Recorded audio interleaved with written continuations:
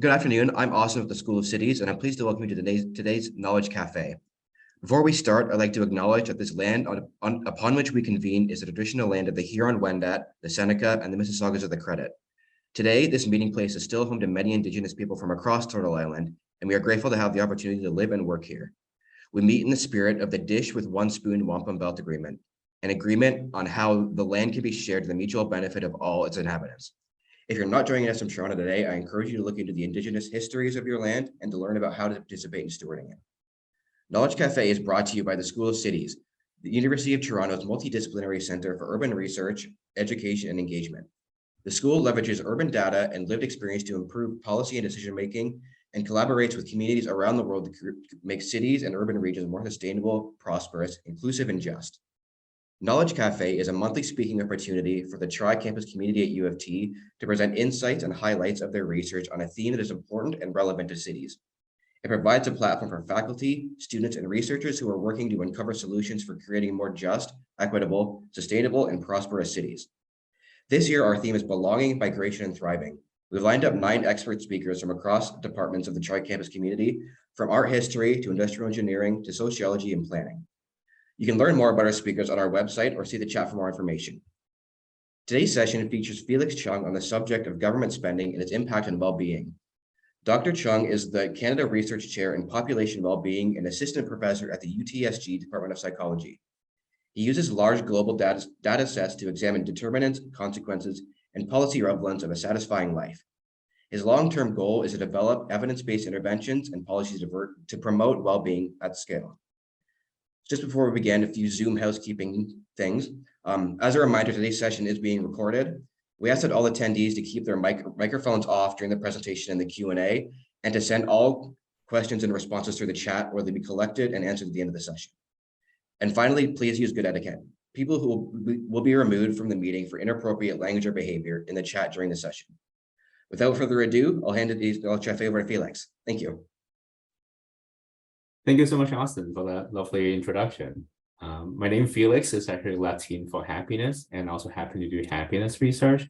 So today I'm really excited to be here to tell you about, a line of research that we're currently working on government spending and population well-being. Before I jump right in, I want to introduce you to the broad area of well-being research within psychology. So I would like you to spend a little bit of time to think about the following 3 questions. First, on a scale from 0 to 10, 0 being the worst possible life, 10 being the best possible life, how do you feel about your life as a whole? The second question is, what would an average Canadian rate their life on this scale? And do you think Canadians are doing better or worse compared to 10 years ago? Okay, so I want us to think about this a little bit. And so this is how life satisfaction is generally measured within the psychology literature. What I want you to do next is that you don't have to answer the first question in the chat, but what I hope you can do is to answer the second and third question in the chat. So on this 0 to 10 point scale, where do you think Canadians typically say they are? And the third question, do you think Canadians are doing better or worse? Yeah, so if people can respond in the chat, that'd be amazing.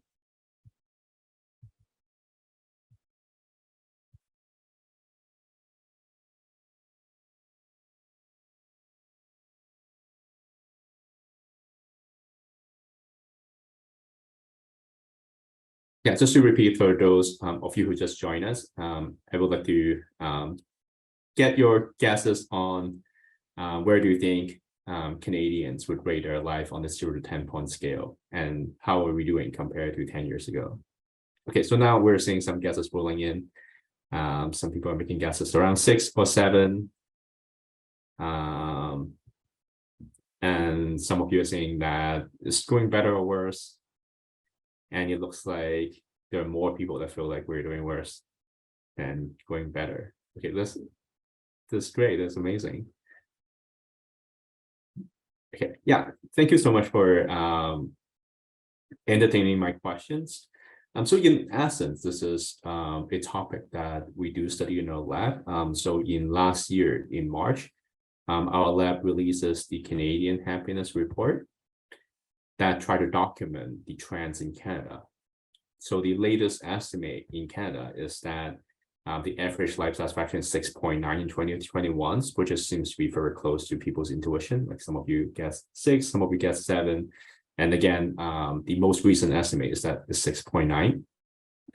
But if we look at the overall time trend, we can also see that since late 2000, it appears that life satisfaction in Canada has been dropping from right around 7.4 to 7.5 to the most recent estimate of 6.9. This is an important problem that we would like to help tackle. And I think our lab unique research interest is try to make this case that if one person is unhappy, that is an individual problem. But when an entire population is unhappy, that might be a structural problem that requires structural solutions. And I think that's where my research interest intersect with folks at the School of Cities, that we're trying to leverage our social, natural, and built environment to improve citizen quality of life. So to more formally introduce happiness within the psychology literature, we typically call it subjective well-being, and subjective well-being has 3 components. One of which is life satisfaction, the measure that I just showed you, like generally how do you feel about your life. And the other 2 components are positive and negative emotion. In other words, someone with high subjective well-being is someone who sees their life as generally going well, and on a day-to-day basis, they experience frequent positive emotion and infrequent negative emotion.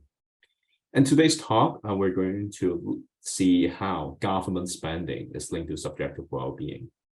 The reason why we focus on this topic is that there are major global events that are happening in recent years that really ask us to reflect on whether or not we're spending our government spending in a way that's beneficial to our collective well-being. This can be seen as a indirect consequences of the Russo-Ukrainian war that broke out last year.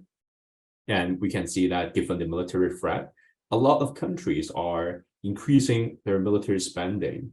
In fact, scholars and journalists have sometimes called this the Great Global Rearmament, suggesting that there may be global increases in military spending. In the North American context, since the racial justice movement, defunding the police is a common rallying cry in many of the protests, and it effectively again asks us to reflect on whether or not we're spending government spending in a way that's beneficial to everyone. And given this contemporary context, that's why we would like to study how government spending is linked to people's quality of life and people's well-being. Next, I'm going to introduce you to the academic literature briefly on this topic. Oh, before I go in, this line of research is really led by a graduate student in my lab, Anthony McKenney. He's currently an MA student in econ at U of T. He has been doing amazing work in this, and he also joined us today in the Zoom link. And what I want to say is that if you see anything that you like from this talk, that's all Anthony. And if you see any mistake or anything you don't like, it's basically all me. Okay, so with that being said, I'm just going to keep going and introduce you to the academic literature behind government spending and well-being. So this has been a long-standing debate within well-being research about whether or not economic conditions is linked to people's happiness. One of the classic findings is called the Easterlin paradox. Easterlin is an economist who studied whether or not economic growth seems to improve people's happiness. And this is a plot from a paper that I have focused on the Easterlin paradox, and this is based on US data. So the line is growing up, that's real income per head. And you can see that like post-World War II, the US experienced tremendous economic growth. But when we look at the time series of happiness, it basically stayed very flat despite the tremendous economic growth. And this really questions the fundamental idea of like, is economic growth the goal that we should be setting based on our social policy? Is this the thing that we should pursue as humanity if it doesn't directly translate into people's quality of life, into people's happiness? This paradox has been going on for 50 years now, and it has been tackled by economists, psychologists, sociologists, and I would say that the debate is still ongoing. We still don't have like a very clear conclusion about whether or not increasing income for all improve happiness for all. And the reason why we want to study government spending is to shift the question from whether or not GDP buy happiness to how we can use GDP to buy happiness. So there are some existing research on this topic on how we can use GDP to buy happiness. One line of research look at total government spending and well-being. You can think of it, one way to think about this is whether or not it's a big or small government. In this literature, there are pretty mixed findings, with some findings showing that greater total government spending is linked to a happier nations. There are other studies found that greater government spending in general is linked to negative well-being. Other studies found a non-linear relationship between government spending and well-being. And in order to really understand this mixed result, perhaps what we need to do is to do a more detailed analysis on what domain of spending are we talking about. So in that literature, I would roughly categorize some studies as only looking at a single domain. So they only look at whether or not spending on healthcare is linked to well-being, but did not simultaneously consider other domains of spending. Whereas some limited study have looked at all domains together. So in terms of single domain study, there is indeed a paper that found that defense spending is linked to lower well-being. Here, we would like to introduce like an important methodological limitation for single domain study. Given that resources like money are inherently scarce, like we have to prioritize, there's always an opportunity cost to spending. So when we say that defense spending is linked to lower well-being, is it really spending more on military that lowers well-being? Or is it spending less on other domains that shape well-being? And a single domain study cannot tell those two things apart. This can only be done in study that look at multiple domains. So there, as far as we can tell, there's one paper that have looked at whether or not government spending is linked to well-being by looking across multiple domains, looking at all domains of government expenditure. And this study actually found that defense has no overall association with well-being. However, we would like to note that the study has some significant methodological limitations.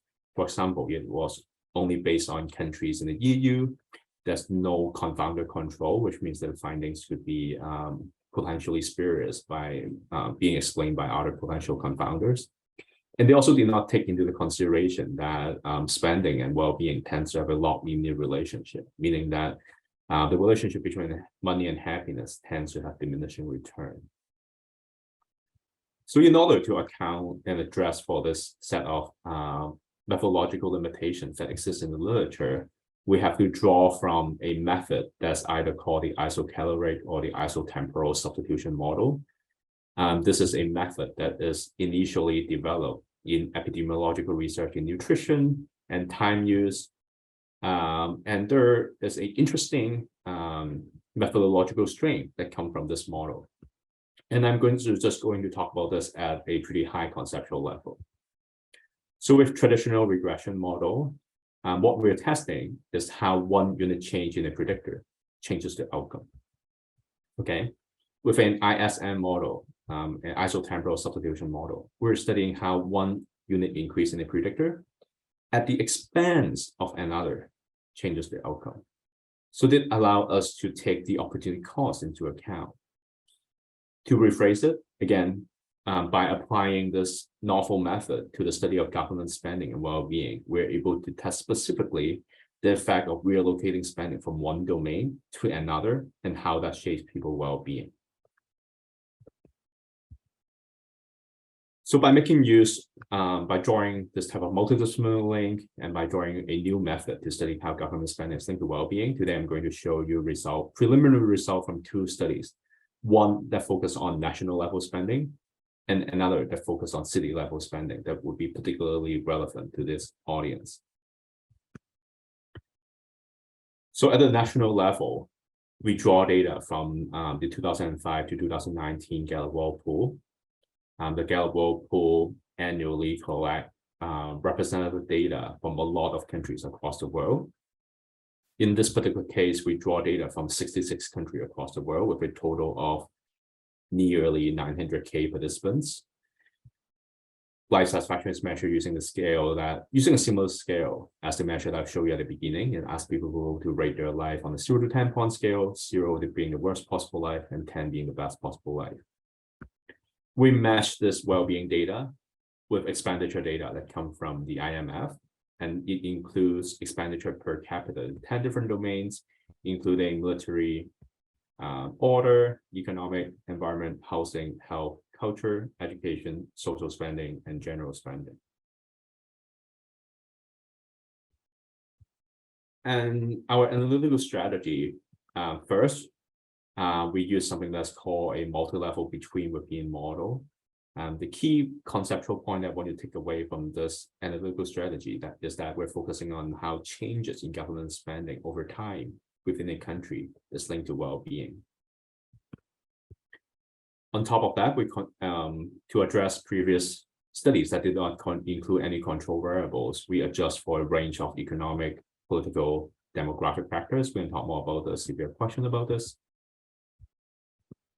And finally, we take into account the fact that the relationship between spending and well-being is likely not linear. The extra $100 that you spend is going to matter more when we're not spending a lot in a domain. So again, this accounts for the fact that there's diminishing return in spending. And here's our preliminary result. First, if we only look at military spending, what we found is that, perhaps somewhat surprisingly, that military spending is actually linked to greater well-being. And if we did not look at all domains, and if we did not use the ISM method, maybe we'll just stop here. Maybe we'll conclude that military spending appears to be linked to greater life satisfaction. But by using all domains data, we're able to look at how spending on different domains is linked to well-being differentially. So for example, what we found is that the top 3 spending domains are economic, culture, and education, meaning that spending money on those 3 domains has greater benefits to citizens' happiness. But this is not the entire picture. We also found that some domain actually is linked to lower life satisfaction. In particular, so this figure shows you all domains. What we found in particular, I want to draw your attention to the curve on the bottom. So that's referred to the category of order, or in other words, referring to policing. And this negative trend suggests that the more that we spend on order, people actually become less satisfied with their life. Okay, so this already tells us a lot of interesting things, but with the analytical approach that we take, what we can do is actually to compare each domain with every other domain. So the next figure is going to be kind of busy, but I promise you that it makes sense. I'm going to walk you through this a little bit. Okay, so this is our current best way of trying to visualize all pairwise comparison of how each spending domain is linked to well-being at the expense of another. Okay, so what we can see is that there are a lot of arrows. The thicker the arrows, it refers to a stronger association. And when we see, for example, an arrow that goes from order to economic. Okay, so this arrow right here, this suggesting that when we reallocate money from policing to the economy, that improves well-being. And given that different countries have different spending pattern, we can estimate this model for a country in a country-specific way. So this figure here specifically refers to Canada. That's based on Canada spending pattern. Okay, so what we can see is that there are a lot of arrows pointing out from order to other domains. And this is also the largest part of the pie. What this suggests is that by reallocating money away from policing to other domains, we can potentially expect a greater improvement in well-being, assuming that our model capture the causal relationship.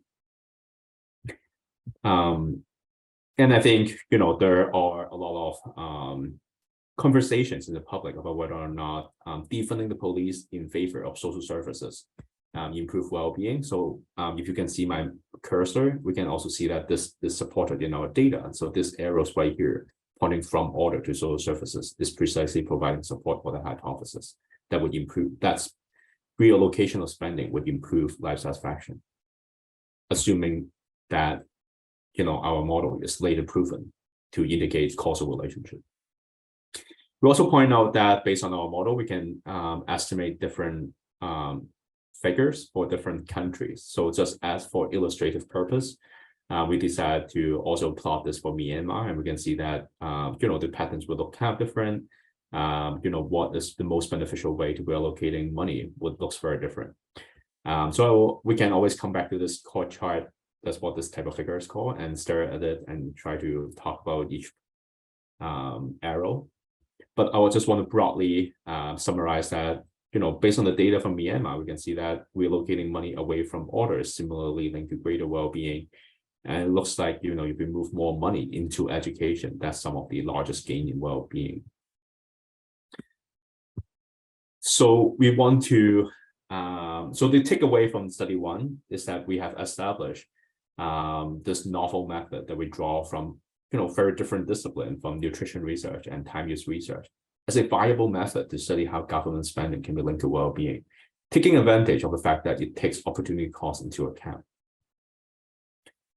We found that the human cost of increased military spending depends on how we make cuts.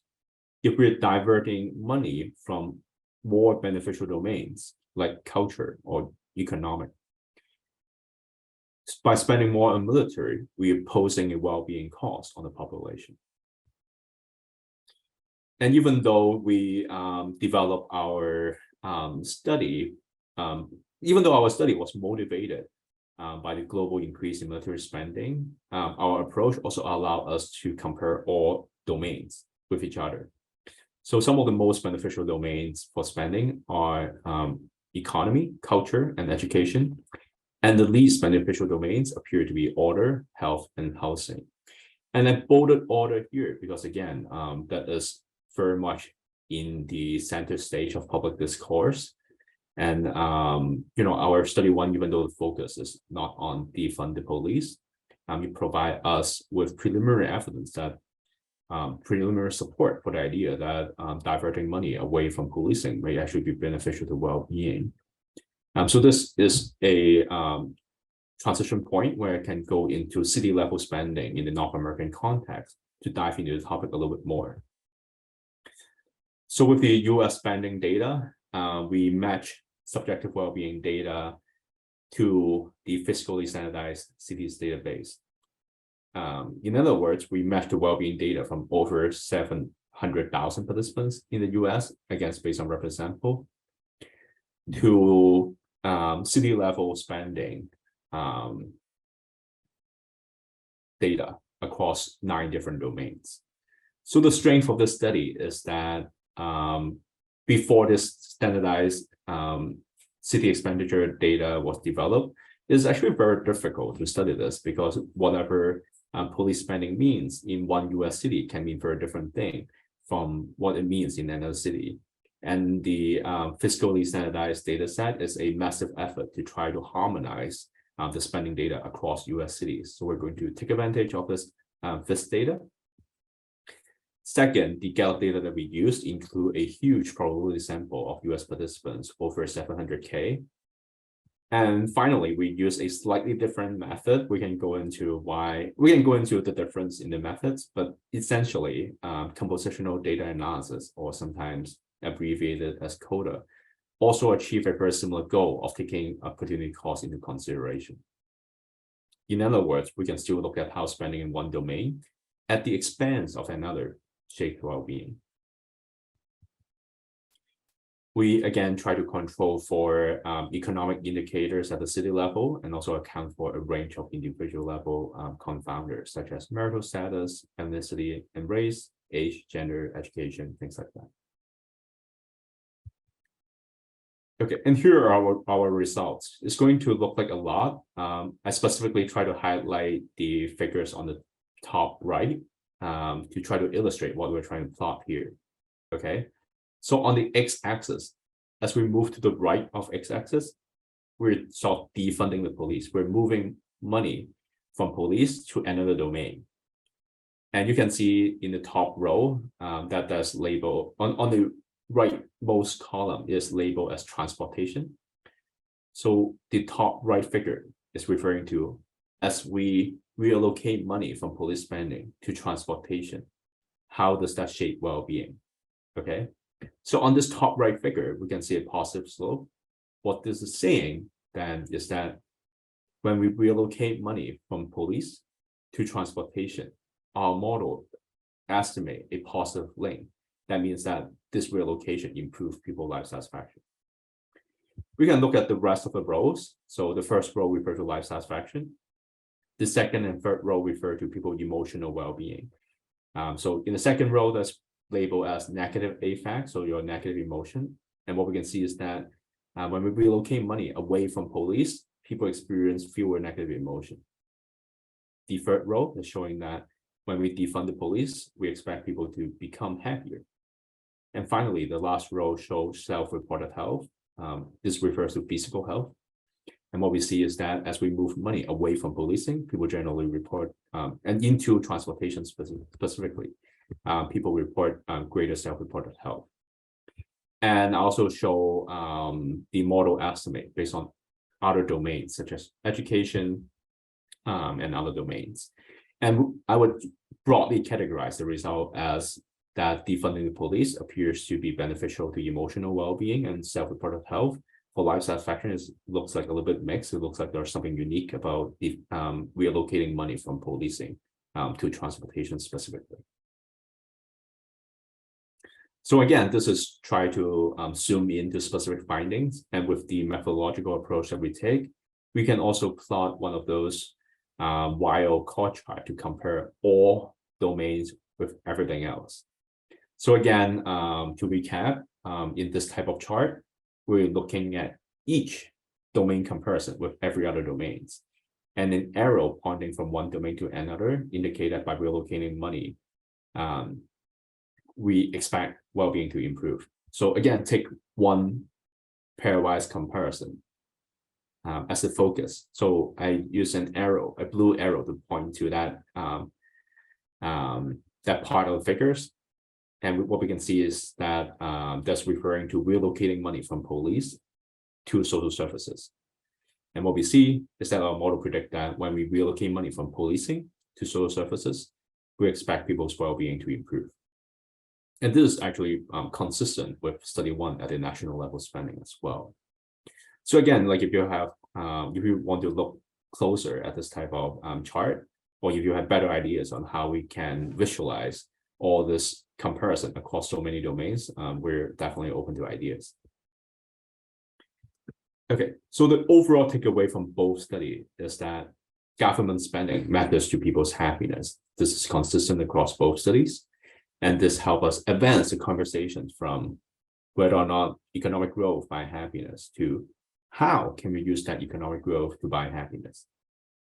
In study 1, we found evidence that if we divert money from more beneficial domains to military, that pose a well-being cost, meaning there's a human cost to military spending. Even though we would categorize our result as still preliminary at this stage, both studies actually found consistent result that spending on police is associated with worse well-being.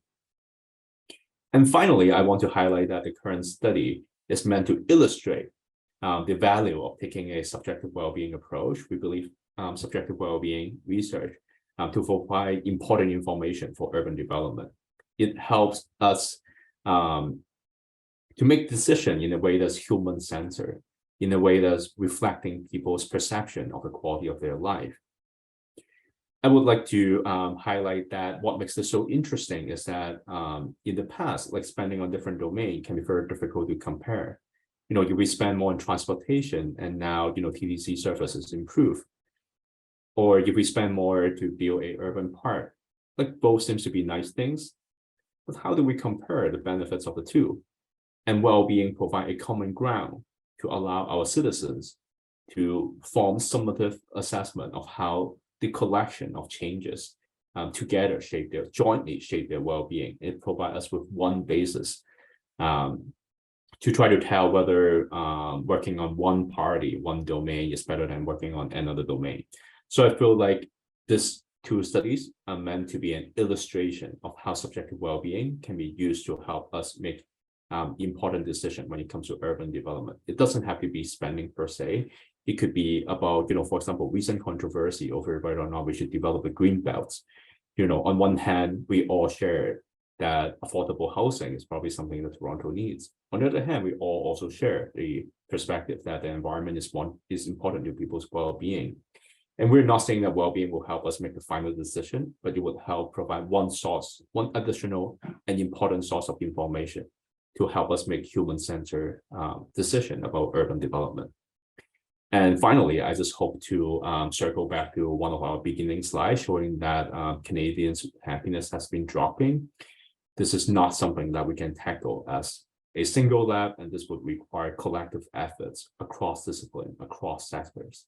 So if you have any ideas, any collaborative efforts that you want to include us to help make Canada a happier place, how can we design happier cities? We're all ears. We're always happy to talk. So to conclude, I would like to thank you to my amazing team. Again, Anthony is really, the leading contributor in this line of research, but I would also like to thank Elizabeth and Sophia, my doctoral students. I'd like to thank Kenneth, my data manager, Hajar, one of our undergraduate research assistant, as well as Ralph, a statistic professor in the US that we're collaborating with. I would like to thank all of you for being such a great audience, and I'm happy to answer questions.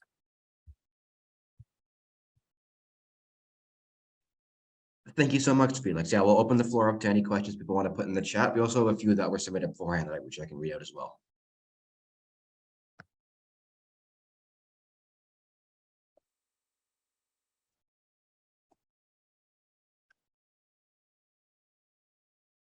Should I just take questions, or how does it work? Sure. Just to start, Amin asks, how do you compare low-income Canadians or Americans voting for military hawkish leaders, such as the Conservative Party or Trump? That's a interesting question. I don't claim to be an expert on everything. I think the interesting thing about happiness research is how multidisciplinary this is. I do remember coming across a study just literally yesterday, looking at how people who are more dissatisfied with their life tend to support populist candidates. So that's not directly equivalent to military hawkish leader, but I think it speaks a little bit to this. You mentioned Trump as a potential example, and you can see that in his campaign, he really tried to talk about, make America great again, implying the current America is not conducive to people's well-being, right? So they really try to go into this angle that, fear mongering, also referring to the fact that you're trying to make people feel dissatisfied, make people feel fear, make people feel negative emotion. And that's why, people may vote for change when they feel like they're unsatisfied with the current political environment. There's a line of research in our lab that's trying to link well-being to political indicators, but I'm not looking at populists per se. I would just very quickly mention that, the study in our lab found that in regions with growing dissatisfaction, they're more likely to vote for the non-incumbent, to vote for change. I mean, also had a previous comment, the poor may find healthcare offering more happiness, while the rich may find culture more happiness. Responses should be conditioned on citizens' incomes. I think that's a lovely idea. So we don't claim our study to be utterly and completely comprehensive. In fact, we hope that through this research, we're showing that this is possible. And that, again, we need collective effort to really advance this area of research. I think that's an absolutely lovely idea that we can actually test with our data as well to try to, look at how the pattern that I just showed you may differ for citizens at different level of the income ladder. So I think those are extremely sensible hypotheses that, in fact, we can test. So I don't have the answer for you right now, but I think, talk to us again, in a couple of months, maybe we'll figure it out. I see Waleed has his hand up. Do you want to ask your question or put it in the chat?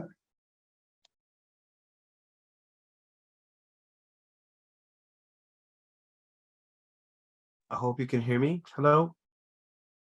Hello, can you hear me? Yeah, we Yes. can hear you. Thank you so much. Thank you so much for your presentation. My question is focused on community priorities, specifically housing, which many of us believe is a basic human right, and also safety. And what we've seen from our governments is an austerity agenda where there's been more funding of policing poverty instead of addressing the root causes of poverty. And what I will argue and what the evidence supports, and you folks can emphasize this in your response, is access to housing being so important. It was one of the most integral pieces. So my question to my friend is, in the past, we had the government play an important role in building housing, social housing, but just generally housing for its population. I will argue it's one of government's core functions. And then we left that arrangement for private-public partnerships, which have led to the speculations that have made housing inaccessible to many. My question is, why have you heard or are you aware of any policy recommendations happening either at the provincial, municipal, or federal level to get back into housing, not as a business, but to make sure that it's accessible to the population by making major investments through crown agencies that will build housing instead of being dependent on a for-profit model where a few developer families profit from the selling off of public assets. So that's my question to you is, from a policy level, what have you been exposed to? And is there a shift towards that model in Canada? I think that's a well thought out question. I would like to highlight that one of the top priority and overarching goal of our lab is to try to advocate for the use of happiness measure and well-being measure to inform policy decision. As far as I can tell, it's still not the mainstream thing to do. So I'm afraid currently this type of housing decision are not made on happiness indicators. But I think, one interpretation of what you're saying is that by providing more affordable housing, maybe that would be more beneficial to Canadian happiness as a whole. And I do want to point out that there are studies looking at housing and life satisfaction. This study is actually done by a U of T researcher at UTM, but not by our own team. And what they found is that they used longitudinal data that track participants over time for a group of participants that already have basic housing. I think it was, I don't remember precisely how they define basic housing. And they track this group of participants as they move into larger and nicer house, sorry. So they have a whole bunch of indicators on the amenities that are available in the house, like how many rooms, how many, different like kitchens, things that you have in the house. And they make sure that they're focusing on people that are in fact moving to a nicer and bigger house and see whether or not that actually improves people's happiness. Because if moving to a nicer and bigger house doesn't make us happier, why are we spending so much money on this? Housing is probably one of the largest financial commitment that we can make in our lifetime. What the study found is almost impressive evidence that moving to a nicer and bigger house basically have no long-term improvement in well-being. People are just as happy as they were before they moved into a nicer and bigger house. What this study suggests to me is that this provide at least indirect support for what you're saying, that it looks like as long as people have access to basic housing, moving into luxurious housing actually doesn't seem to move happiness around by a lot. So I would, again, try to frame the conversation as perhaps happiness or well-being informed decision-making would allow us to make policy decisions that are more human-centered. I think that's the overall goal that we're also trying to pursue. There's a question related to that in the chat. Lucy asked, sorry, I may have missed this. Was happiness just measured through self-reporting? If so, how do we reconcile that with differing measures of happiness and possibly the change in what we consider happiness to be over time? So the current set of studies, and with the way that I introduced this set of studies, is that a good amount of studies on happiness does rely on self-reported measures. And let's think about this a little bit. That's the reason why this area of research is called subjective well-being. It highlights the fact that happiness is inherently subjective. Because if someone said that they score an 8 out of 10, I am not in a position to be like, no, you're not an 8, you must be a 2 for this and this reason. And it is almost precisely because happiness is inherently subjective that we have to rely on people to be able to understand how they see their life. Having said that, there are also a lot of interesting research that support the validity of this type of self-reported measure. Just as a more intuitive example to think about changes, a good amount of studies in happiness research focus on longitudinal data. So imagine that you're reporting a level of life satisfaction of 7 this year. But next year, when I ask you the same question, you report a 9. I would imagine that you either have shift your standard or maybe something nice must have happened. So I would broadly categorize that there are good amount of studies that have supported validity of this type of approach, and happiness almost have to be inherently studied by self-reports. There's another question earlier in the chat from Amy. She asked, there's been a lot of media coverage of police forcibly removing the unhoused. How can we encourage municipal governments to realize continuing this approach is wrong and also more costly than our housing first approach? So I think one way to place this into our line of research, which I feel like all of us have many different, ultimately, in order to solve a complex question like this, it definitely requires multi-sectoral collaboration. Today, I'm wearing my hat as a researcher. Then I felt like from a researcher perspective, then we have to document, solve the economic, in a sense, we want to produce evidence to put this into a vigorous test.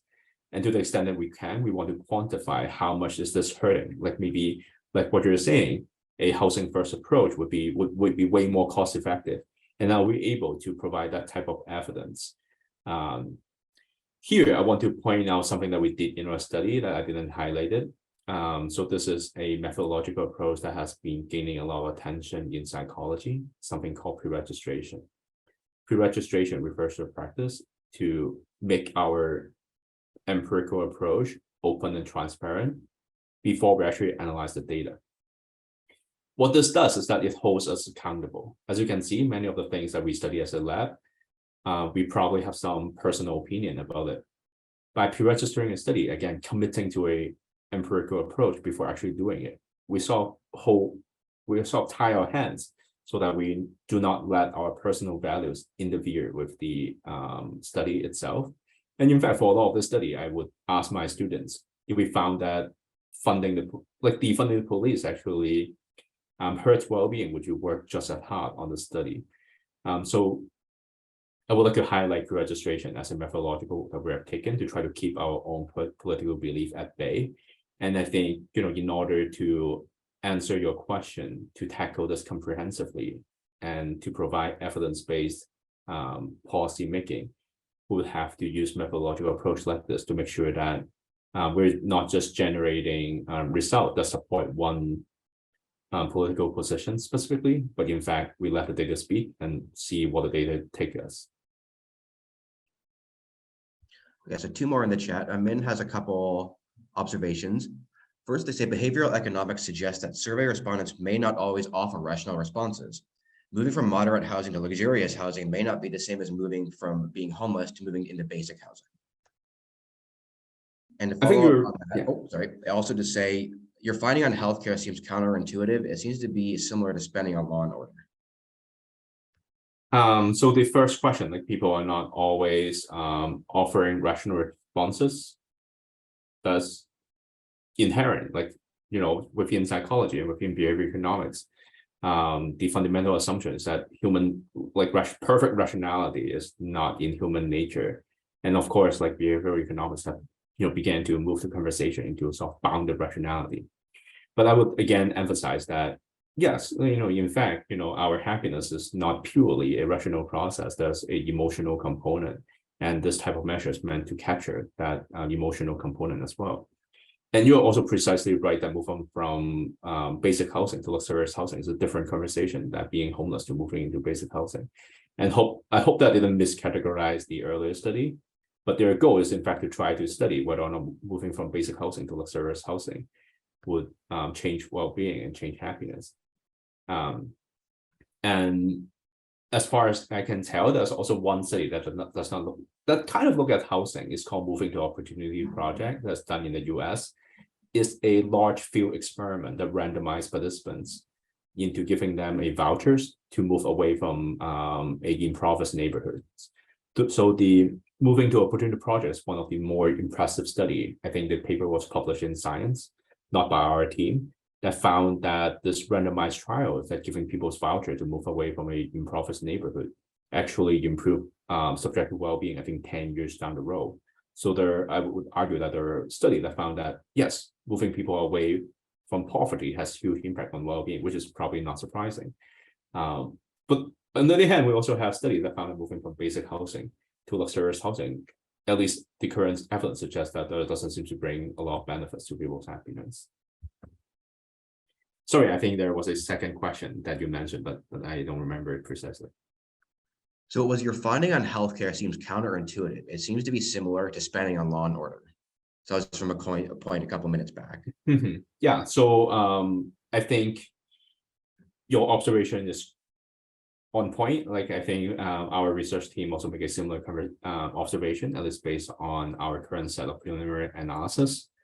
At this point, we don't feel super confident in being able to explain everything. Like hopefully the way that I have given the literature review is that this might just be the first study that takes opportunity cost into account to study how government spending in all the different domains linked to well-being. We are not at a stage where we have developed the full and comprehensive understanding on this topic. Like if you have thoughts on how we can test this more specifically, I would love to hear it. But I do agree, like I don't want to be defensive. Like I would love to hear your thoughts on how we can test this with data to figure out like what's going on here. Yeah, thank you for that. Fiona has a follow-up question to some of the previous ones. Are there any plans to research the amount of utility that is experienced by certain groups versus the collective? For example, transferring spending from policing to transportation, we have a marginal increase in the happiness of the general population, but transferring spending from policing to housing, we have a major increase on the happiness for a group of individuals experiencing homelessness. Yeah, so I think this is perhaps aligned with very earlier comments about maybe how people at different level of income would benefit from different domain spending. And I'm loving this question because I'm hoping to illustrate to you how, by taking this approach, by taking this well-being approach, we're now thinking about well-being for different population. We are slowly approaching a decision-making process that's more human-centered, that's more equity-informed, that can be informed by subjective data from our citizens and residents. So I think it's definitely on our agenda to look at how spending in different domains are linked to well-being for different populations. So for example, one kind of obvious extension for the spending project, especially in the US, would be look at how spending on police is linked to well-being for different racial and ethnic groups. So in a sense, like, this set of studies, like we plan to extend the set of studies to be much more inclusive and look at the experience of different subgroups in the population. So you're right that in the current presentation, I just highlight the collective because we haven't finished up our analysis on how this affects different subgroups in the population. But you're precisely right, that's an extremely promising direction. So then Walid would like to know, who is the UTM researcher that was referenced previously? So his name is Uli Shimak, Professor Uli Shimak in the psychology department. I can try to type his name in the chat. I remember him being maybe the senior author on this housing study, and the first author, I believe, is a former graduate student of him. So he is also a well-being researcher. So there's a good amount of U of T researchers in the psych department that are studying people's happiness, well-being, this type of topic. And we're looking to build more multidisciplinary collaboration, and that's why I'm here. So then Amy would like to know, how do we lobby for equity-informed spending at all levels of government? Again, I would have to emphasize how this would definitely take multi-sectoral, multidisciplinary approach, but by focusing this question in the context of our research area, then I still feel like making this type of policy decision partly based on subjective data from citizens, based on happiness data from citizens, that would help inform this equity approach.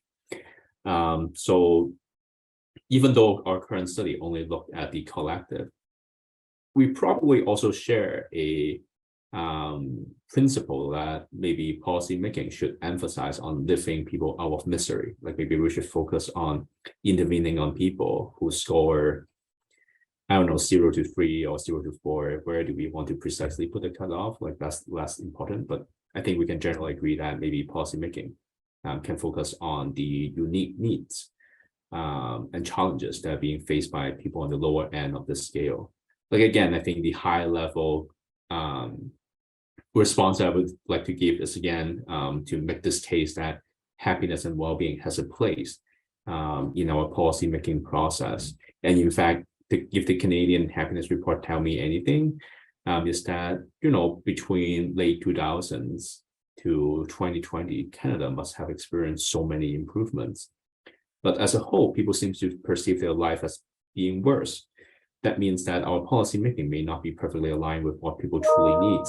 And happiness data is one way to help us realign urban development or policy making with what truly matters to Canadians. So we are coming up just on the end of our presentation time. Would anybody like to ask any final questions or? Oh, yes, Ronnie.